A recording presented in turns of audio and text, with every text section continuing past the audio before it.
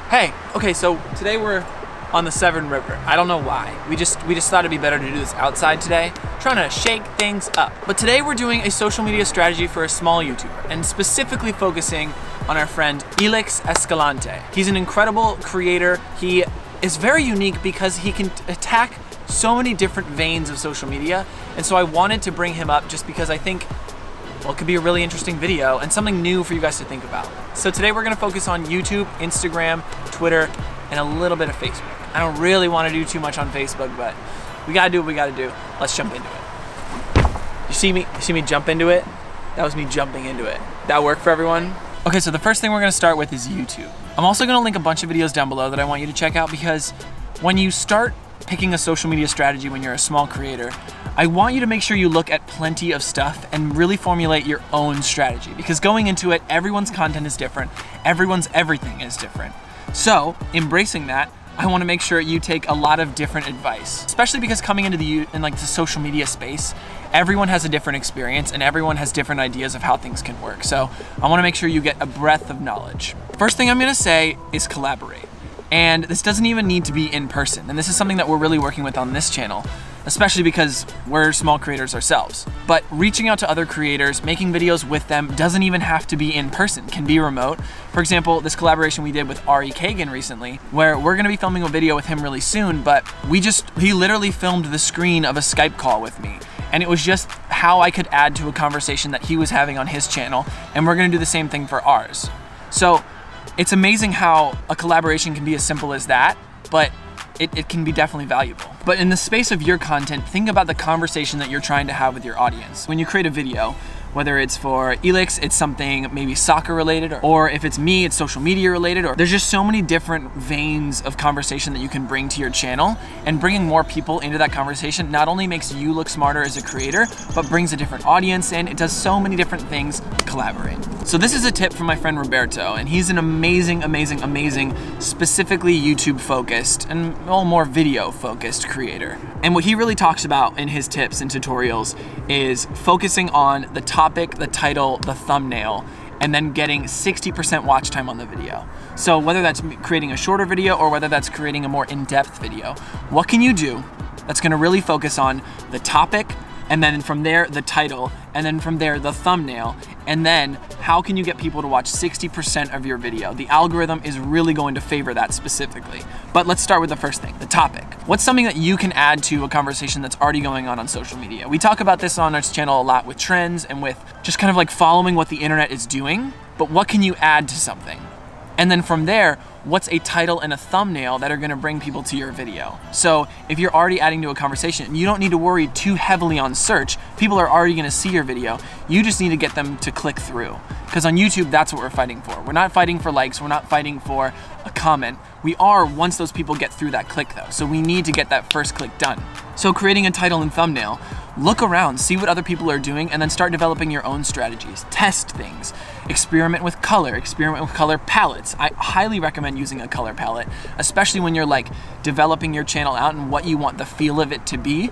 Tell me about your feeling. Like, say what those words are that describe your channel, and then formulate that into colors. If you look at a lot of YouTubers, I'm gonna put a bunch on the screen right now that have really wonderful color palettes that go with their channel. Whether it's children's content, tech content, or just internet content in general, having a color palette is a really wonderful idea. And if you can't tell, we have one on this channel. It's actually these 5 colors. And then that's 60% watch time. And I think that this is a really amazing tip by Roberto that I really want to dive deeper in. It's something that we focused on recently when we started making really short content that was really like value based, where it's like, okay, if I just offer a series of tips in a row, I'm gonna bring people a lot further into my video, aren't I? And when we did the, what was it? Chase, was it like 6 social media tips? 8? 8 social media tips in 90 seconds. We got like 65% watch time on that video, and I was super proud of that because that was the highest it had been in a long time. And it was because we were like, all right, let's try shorter content. Let's try like clickier title and a clickier thumbnail, and just like really bring people deeper into it. So that was my experiment, and it worked, and I was pretty happy with the results. So see if you could try something in that vein, but be creative and do it in your own way. The last thing in the YouTube space is stick to what's working.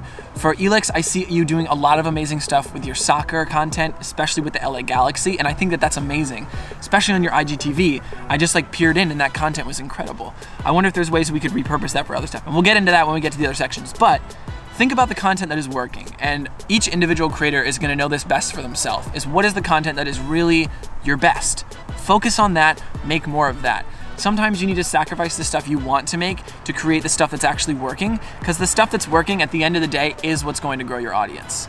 So embracing that and focusing on it is something that we're doing here. We're creating the If Kent Can series, and just allowing that to be what you focus on can be something that's gonna help you grow and engage and build a following. Because at the end of the day, we're small creators, that's what we're trying to do. Okay, let's move on. Hold on, before we start this section, I wanted to... It's just like a rusty knife. Damn, why is that just here? Oh my God, do you think this is a murder weapon? All right, perfect. So now we're talking about Instagram. Specifically, what is the photo content that we could bring to your channel that would help you grow more? I am gonna like stab myself with this knife. But specifically thinking about the photo content that we can be posting, especially because this is the type of content when we're creating on YouTube, we can just screenshot and reuse. So for example, when we're out here shooting for these videos, not only are we thinking about what could we screenshot for a later Instagram post, but what could we do to create for something else? Like what evergreen content, what could we shoot, what B-roll could we shoot? Because all of that stuff, as you guys know best, is the best stuff for other platforms. I've seen a lot of creators talk about, okay, if I'm gonna make one thing, how could I create that one thing into like 50 other pieces of content for every other platform? We're really focusing on this for LinkedIn right now. So what can we create for YouTube that we can also be repurposing for LinkedIn? So think about that. When you're creating your videos, as a small creator, it's not always feasible to be like, okay, now I'm gonna shoot my Instagram, now I'm gonna write all my tweets, now I'm gonna do this, now I'm gonna do all that, now I'm gonna do this. Like, we need to embrace the fact that we're small and we're nimble and we're trying to be as like, you know, move fast and break stuff as possible. Sorry to use Facebook's motto there, but so why not just repurpose our content, especially for Instagram when we don't always have a lot of good photos of ourselves. If instead of always being here and holding the camera, why not step back, get a full body shot, and then you can use that for your Instagram. This is when I really feel like I've beaten to death at this point, but consistency.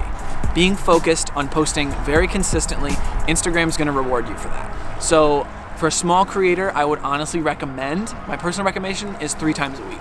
And I know that can be difficult and I know that can be hard to especially plan out, but if you're posting 3 times a week, there's value there for your audience, and especially when you're thinking about kind of like down the road where you wanna be with your content, 3 times a week is a strategy that can grow with you. So see if you can bring something to that. And if you're like, oh, but what am I gonna post? All right, let's try and focus out each of these posts. So if I were Elix, maybe one of those is about soccer, maybe one of those is in Spanish. I know that he's a multicultural creator, and I think that that is amazing and something to be embraced, not something to be like, I don't know if I'm gonna be able to grow an audience with this.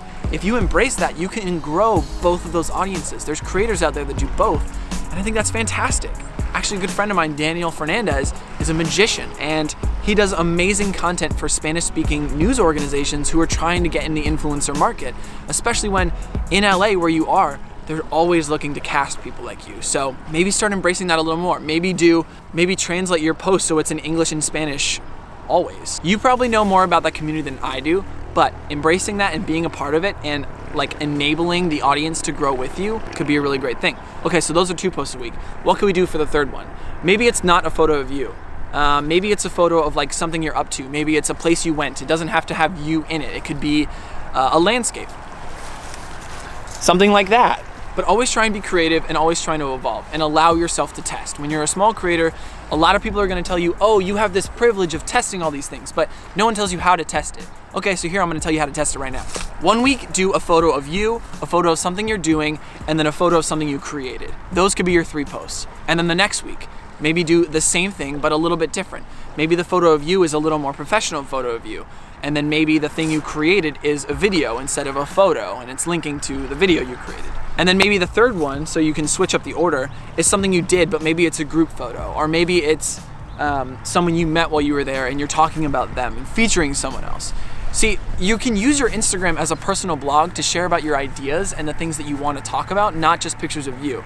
I personally have not done a good job of this, but I realized that my personal branding is just photos of me. So again, at the end of the day, every creator is different and we should embrace that. So allow yourself to test, allow yourself to try out different things, and then look at what got the most likes. Genuinely, that is your metric. So if something got more likes than something else, maybe start doing more of that. All right, last thing I'm gonna say about this, comment on everything.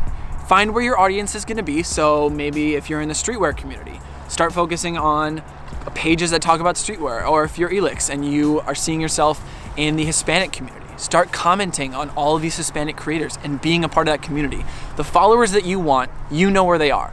I know where the followers that I want are. So every time I see someone that's in my vein posting something on Instagram, I'm commenting on it, because every time you comment, that is a backlink to your account. Think of comments like backlinks, or every time you post anything anywhere, it's a backlink to your page to get another follow. So Twitter is an interesting one because a lot of people have a lot of different directions to go with Twitter, and I have two specifically that I want to talk about. One is a pretty broad one, and I think is going to take a lot of like execution inside of that, especially for someone like Elix, where really just communicating and being a part of the community is so important. And two, repurposing. I don't really think Twitter is the perfect place for original content, and I'll tell you why in a second. Starting with the first thing, be a part of the community. Twitter really values people who are members of Twitter and who embrace the community and want to be a part of it and respond to people and respond to memes and retweet things that they enjoy and just use all of Twitter's features. Because the more you interact with the platform, the more they're going to be like, hey, this is a good person and they tweet good things. And when you engage with your following, you're going to be recommended higher and higher. Think about every time you open Twitter and on that main feed, it like shows you all the people whose tweets you favorited recently. What could you do to get your followers to favorite your tweets? Maybe you tweet at them specifically, or maybe like for small creators, you probably know these people. Like I know most of my followers right now. So when I tweet something, why not specifically make it almost for that person? Because every time you engage with that person, they're gonna see your tweets more, and that means every time it's time for you to post a link, which you're gonna do every so often because Twitter is the place for links, they're gonna see it. And that's what we want, is click-throughs back to that YouTube channel. Because at the end of the day, we want to have a main platform, like our kind of like number one, our hero content. And for me, that's YouTube. I think for Elix, that's YouTube. I think for a lot of people, that's YouTube, especially small creators. So what can we do to get people to come back to that main platform? Right now on Twitter, there's a ton of memes, and Chase knows that, I know that, Michelle knows that. We literally have a group of people who just share Twitter memes together, and I think that that's really wonderful, especially because that's what's viral content on Twitter right now, and that's what's blowing people up. Like I saw this one the other day, and that video got like 3 million views of him like trying to paint a Bob Ross painting, and the first link under that tweet is his video. That just like blew him up. So like one, good for him, but two, what went viral was just a tiny little clip of his video. So there's something to be said about sharing your content on Twitter. Just little tiny clips. I guess I'm famous now, here's my SoundCloud. Yeah, it's always a big yikes. Honestly though, I think that the SoundCloud meme like is such a meme now that you have to do it. But yeah, that second point is reusing your content. Don't be afraid to create a clip, create like a 30-second clip or a 10-second clip, honestly the shorter the better, of just like a funny moment and post it on Twitter.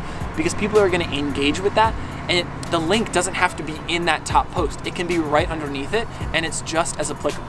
Every time something funny happens, put that in a folder and save it for a rainy day. And by rainy day, I mean a day where you're not posting something else.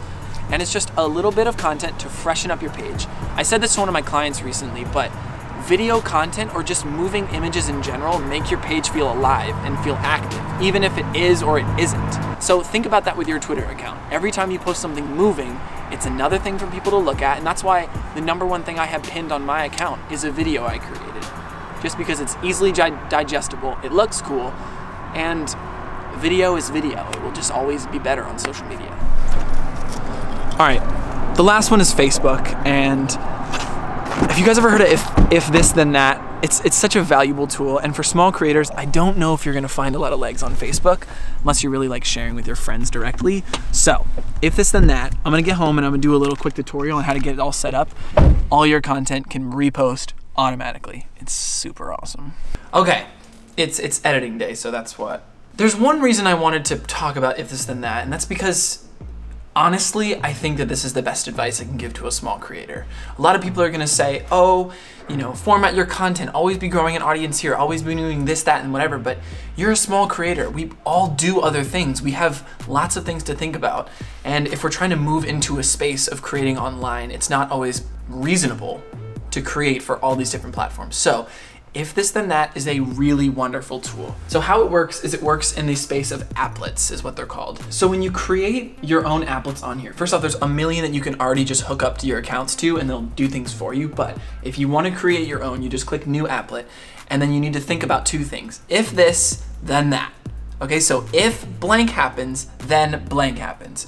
So for me, every time I post on YouTube, I have applets set up to post to all of my other social medias. So if I post on YouTube, it can just always be refreshing your YouTube page basically and checking if you post on YouTube, then it will automatically post on your Facebook, or it will automatically tweet your video, or it will automatically do whatever you need. You can even like email subscribers, things like that. Like there's tons and tons of things that it can do. So think about that. Think about using that as a way to repurpose your content and get your links out there, because at the end of the day, we're trying to get people to come back to that main video, come back to that YouTube link and watch.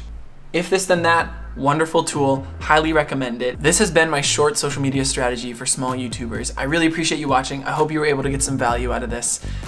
Please check out Elix. He's got a wonderful channel. He makes amazing stuff. Support the small community. That's what we're all about. That's why we gave this video a bit of a focus on his content. All right, hope to see you guys soon. Thank you.